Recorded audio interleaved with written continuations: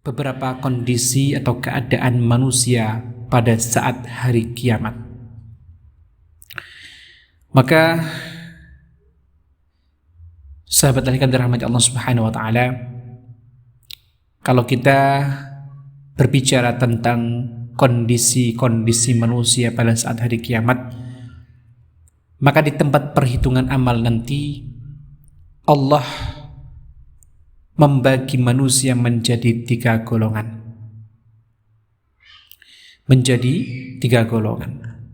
Maka apa kata Allah? Allah mengatakan dalam surah Al-Waqi'ah ayat 7 dan 10 sampai 10, wa kuntum azwajan thalathatan fa ashabul maimanati ma ashabul maimanah wa ashabul mash'amati ma ashabul mash'amah was-sabiquna as-sabiqun. Kata Allah, kamu menjadi tiga golongan, yaitu golongan kanan. Alangkah mulianya golongan kanan itu. Kemudian golongan kiri, alangkah sengsaranya golongan kiri itu. Dan orang-orang yang paling dahulu beriman, merekalah yang paling dahulu masuk surga Allah Subhanahu wa ta'ala. Di dalam surah Al-Waqi'ah ayat 7 sampai 10. Maka tiga pembagian besar ini menjadi pembahasan kita di dalam beberapa video ke depan, insyaallah. Maka di poin ini kita akan membahas tentang bagaimana kondisi ashabul mash'amah terlebih dahulu, yaitu kondisi orang-orang yang sengsara, yaitu adalah keadaan orang-orang kafir. Keadaan orang-orang kafir. Mu'allif rahimahullah ta'ala mengatakan bahwa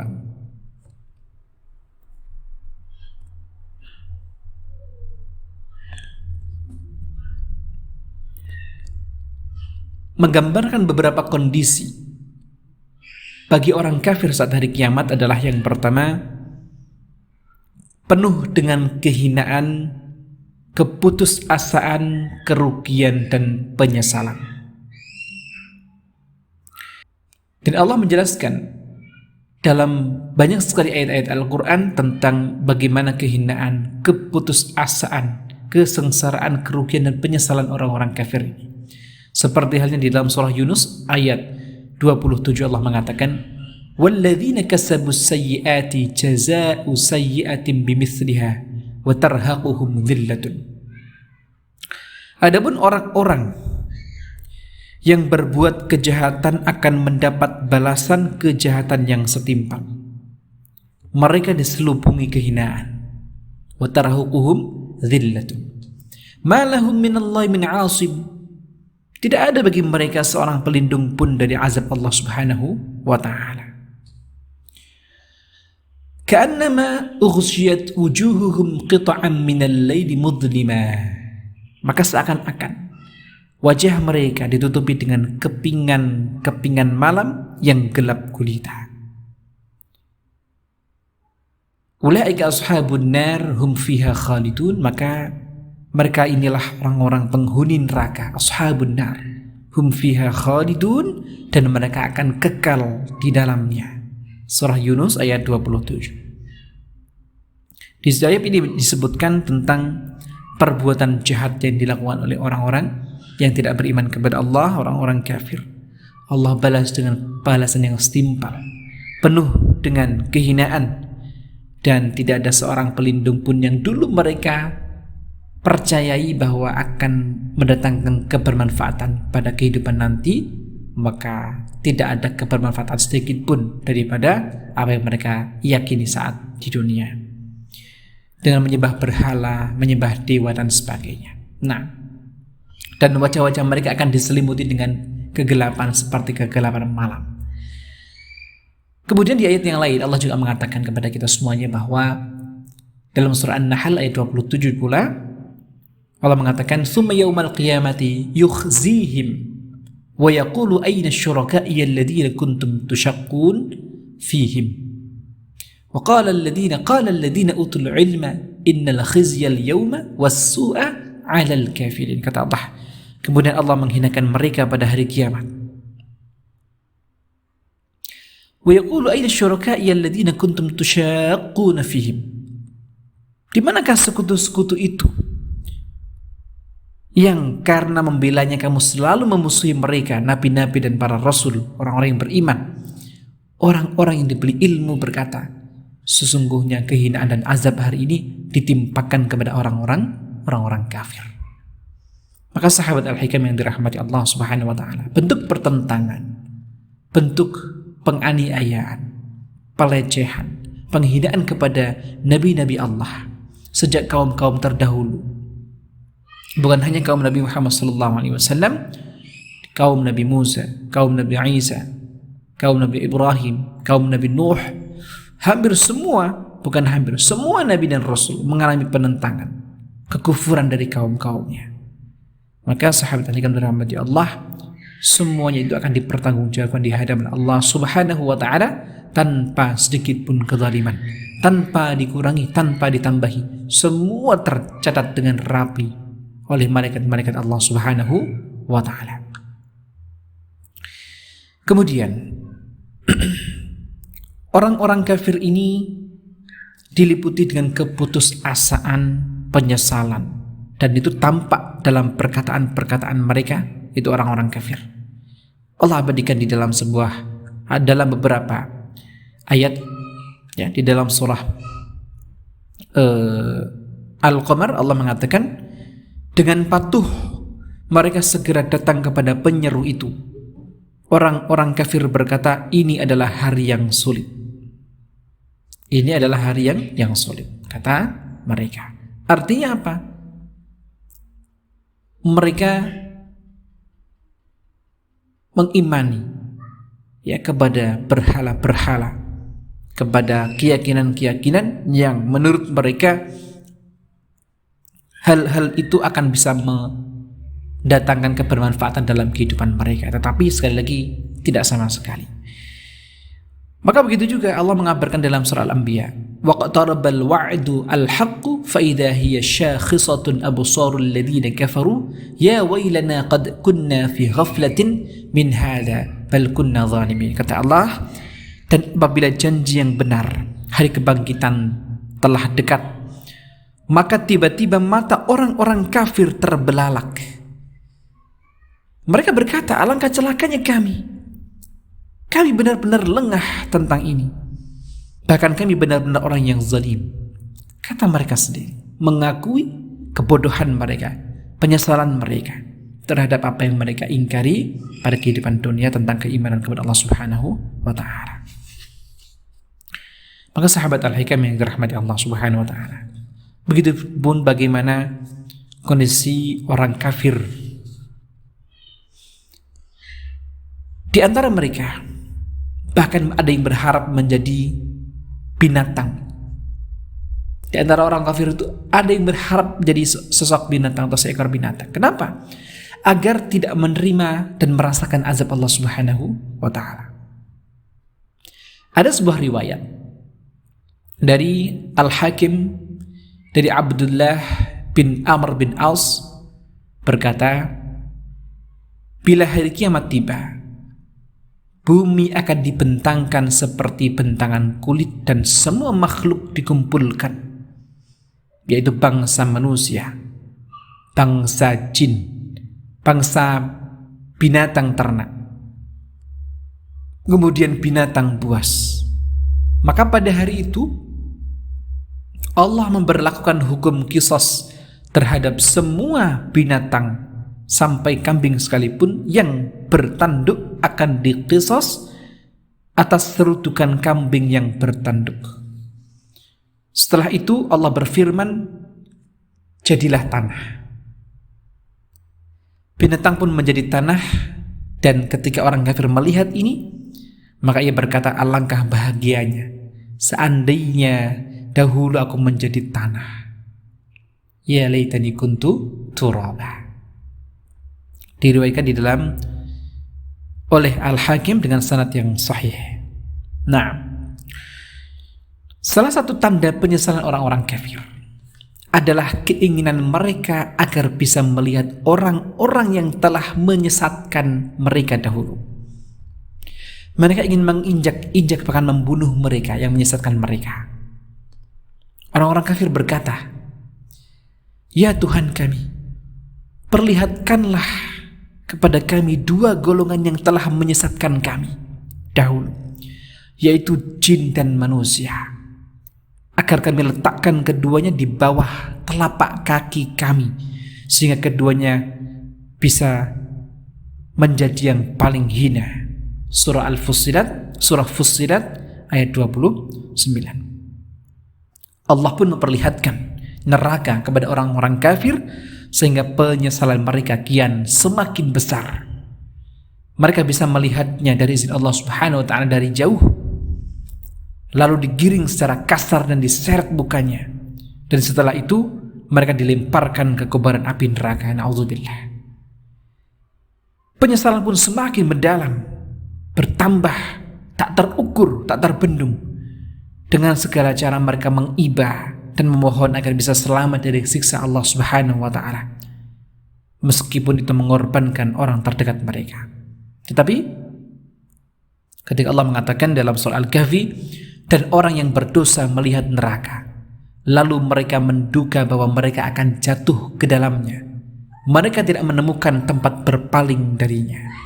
Dan banyak sekali ayat-ayat yang lain yang mengisyaratkan tentang hal ini.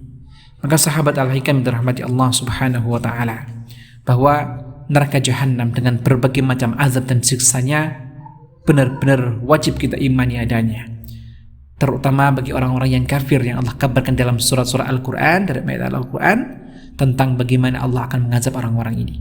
Na'udzubillah. Kemudian kondisi yang kedua, yaitu orang kafir akan memiliki wajah yang sangat hitam pekat pada hari kiamat nanti. Allah mengatakan di dalam surah Ali Imran,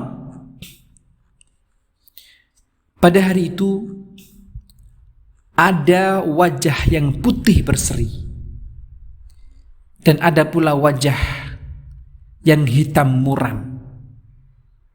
Adapun orang-orang yang berwajah hitam muram dikatakan kepada mereka, "Kenapa kamu kafir setelah beriman? Karena itu rasakanlah azab yang disebabkan kekafiranmu itu." Dalam surah Al-Imran ayat 106. "Yauma tabyaddu wujuh wa taswaddu wujuh, fa ammal ladzina aswaddat wujuhum akafartum ba'da imanikum fadhuqul 'adzaba bima kuntum takfurun." Kemudian ayat yang lain pula Allah mengatakan bahwa orang-orang kafir ini memiliki tanda. "Yu'raful mujrimuna bisimahum fayu'khadhu bin nawasi wal aqdam," kata Allah dalam surah Ar-Rahman ayat 41. Orang-orang yang berdosa dikenali melalui tanda-tandanya, lalu direnggut ubun-ubun dan kakinya. Subhanallah.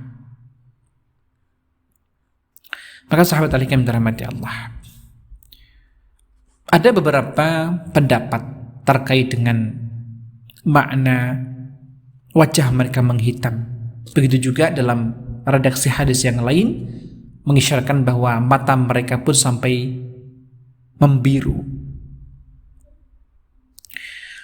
Yang intinya adalah setelah sekian perbedaan ataupun pandangan terkait ulama yang berkaitan dengan azab kepada orang-orang kafir yang membuat wajah mereka menghitam pekat dan mata mereka membiru karena bentuk daripada siksa dan ketakutan yang sangat kepada azab-azab Allah Subhanahu wa taala. Maka Allah juga mengatakan di dalam surah Thaha ayat 102, "Pada hari sangkakala ditiup yang kedua kali, pada hari itu kami kumpulkan orang-orang yang berdosa dengan wajah biru muram." Dengan wajah biru muram. Maka sekali lagi kita sampaikan bahwa Imam Asy-Syaukani mengambil pendapat yang mengatakan bahwa pada hari kiamat wajah orang-orang kafir berwarna hitam suram, sementara matanya berwarna biru. Disebutkan di dalam Fathul Qadir. Nah, kenapa? Karena siksa azab Allah yang sangat pedih, begitu juga rasa takut yang begitu dahsyat yang ada di benak orang-orang kafir saat hari kiamat nanti. Maka sahabat Al-Hikam dirahmati Allah Subhanahu wa taala, Poin yang ketiga menggambarkan tentang kondisi umat atau orang-orang kafir, yaitu adalah amal-amal mereka selama di dunia itu sia-sia. Maka pada hari itu semua orang berharap akan diselamatkan amal perbuatannya dulu ketika di dunia. Demikian juga orang-orang kafir. Mereka mengira bahwa amal kebaikan yang pernah mereka tunaikan di dunia bisa membantu. Tapi mereka keliru tentang itu. Mereka kaget ketika melihat amal mereka hanya berubah menjadi debu yang lenyap ditiup oleh angin. Kenapa terjadi demikian? Hal itu terjadi karena amal kebaikan mereka tak didasari keikhlasan mencari ridha Allah dan keislaman kepada Allah Subhanahu wa ta'ala.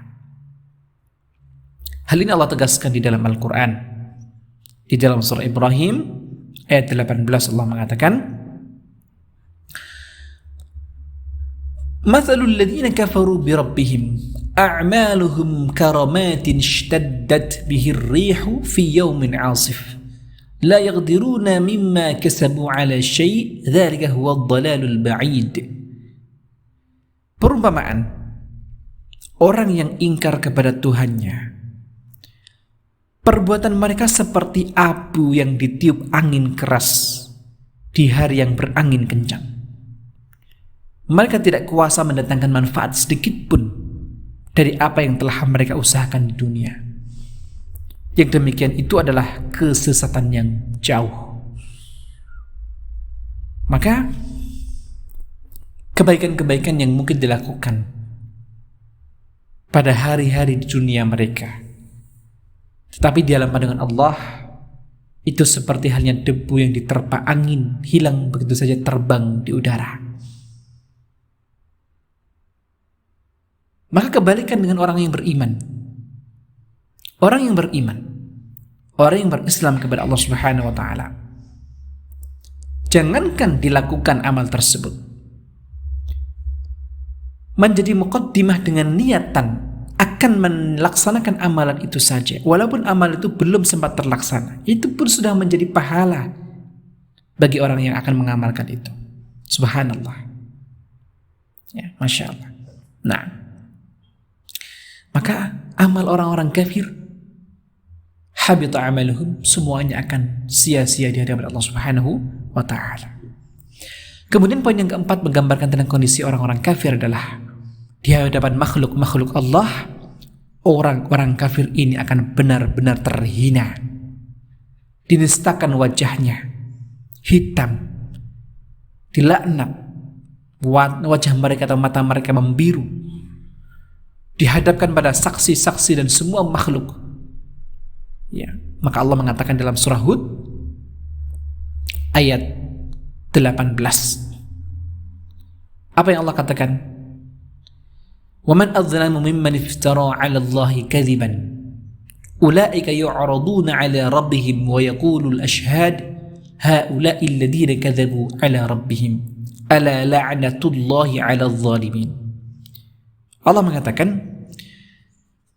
dan siapakah yang lebih zalim daripada orang-orang yang mengadakan kebohongan kepada Allah Subhanahu wa ta'ala?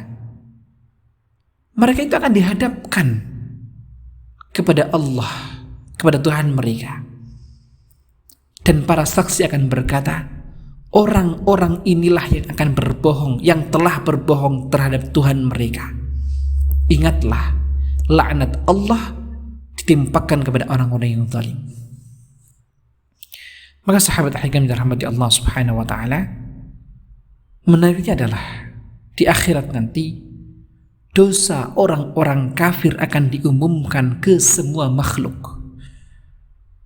Maka tidak seperti orang-orang yang beriman. Maka orang-orang yang beriman dosanya ditutupi dan diampuni oleh Allah Subhanahu wa ta'ala. Sahabat al-hikam dirahmati Allah Subhanahu wa ta'ala, kondisi yang kelima terkait dengan gambaran orang-orang kafir adalah mereka saling bertengkar satu dengan yang lainnya. mulai dari pertengkaran mereka para penyembah dengan apa yang mereka sembah. Ini juga dihadapkan oleh Al-Quran. Di beberapa ayat Al-Quran Allah menyampaikan demikian. Orang-orang kafir menyembah berhala dan mereka akan dipertentangkan oleh Allah Subhanahu wa taala antara yang menyembah dengan yang disembah. Yang kedua, bahwa mereka bertengkar antara para pengikut dengan para pemimpin yang menganut pemikiran sesat, antara kaumnya dengan para pemimpinnya, antara kaumnya dengan para pemimpinnya di antara orang-orang kafir. Allah akan pertentangkan di antara mereka, saling menggugat satu sama lainnya. Kenapa kalian menyesatkan kami? Kenapa kalian membodohi kami waktu di dunia?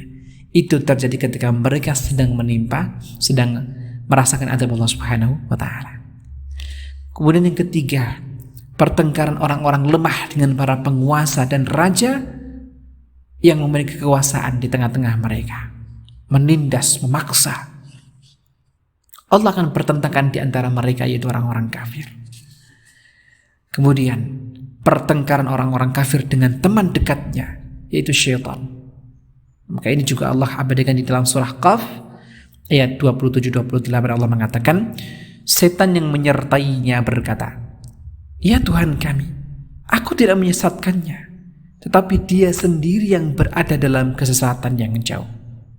Allah berfirman, "Janganlah kamu bertengkar di hadapanku.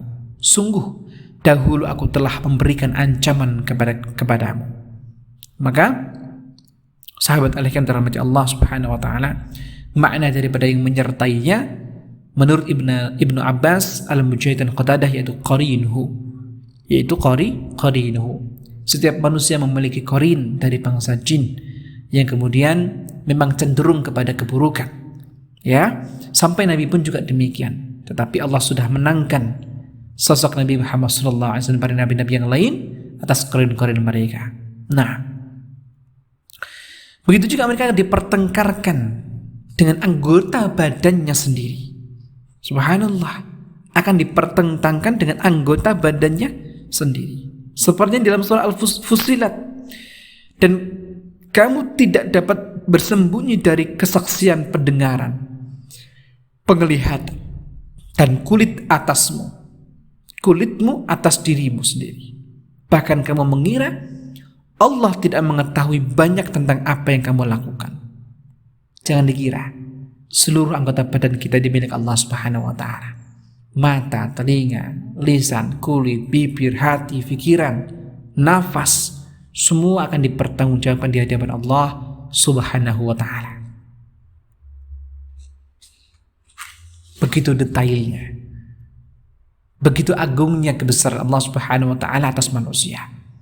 Tidak ada yang terlewat sedikit pun dalam penghitungan amal itu.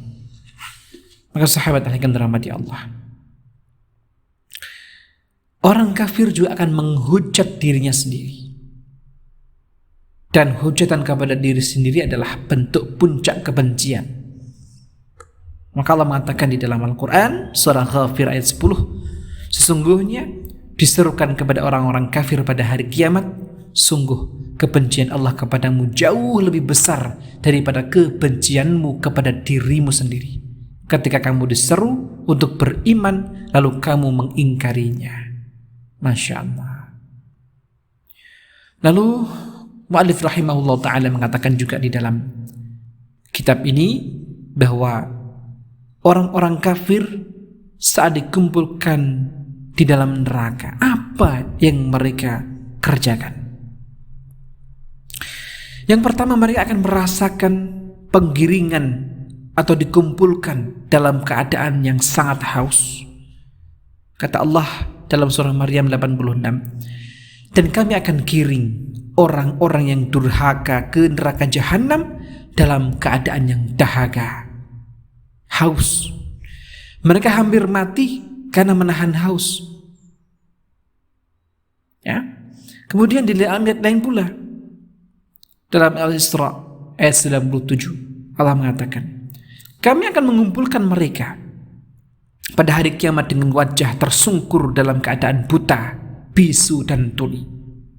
Tempat kediaman mereka adalah neraka jahanam. Setiap kali nyala api jahanam itu akan padam, kami tambah lagi nyalanya bagi mereka. Dan berbagai ayat-ayat lain yang Allah isyaratkan tentang bagaimana kedahsyatan azab Allah kepada orang-orang kafir pada saat mereka menuju ke dalam neraka jahanam Allah Subhanahu wa ta'ala. Maka sahabat al-hikam dirahmati Allah, mereka berlutut, tersungkur, terhina, terlaknat, terazab, dahaga, hampir mati, hidup lagi, karena khalidina fiha, kekal di dalamnya dengan kehidupan yang penuh kesengsaraan, kebinasaan, penyesalan, dan lain sebagainya. Maka itulah di antara sekelumit gambaran tentang kehidupan orang-orang kafir di akhirat ketika mereka mulai diazab oleh Allah Subhanahu wa ta'ala. Maka kita bersyukur kepada Allah dan kita terus meminta kepada Allah Subhanahu wa ta'ala agar Allah mengistiqomahkan keimanan dan keihsanan kita, agar senantiasa mempersiapkan diri untuk menghadap kepada Allah Subhanahu wa ta'ala dan mengharap rahmat dan kasih sayang Allah meliputi kita semuanya. Semoga Allah golongkan menjadi orang beriman, muqarrabin, as-salihin, dan semoga Allah kumpulkan dengan para syuhada dan para anbiya Allah Subhanahu wa ta'ala.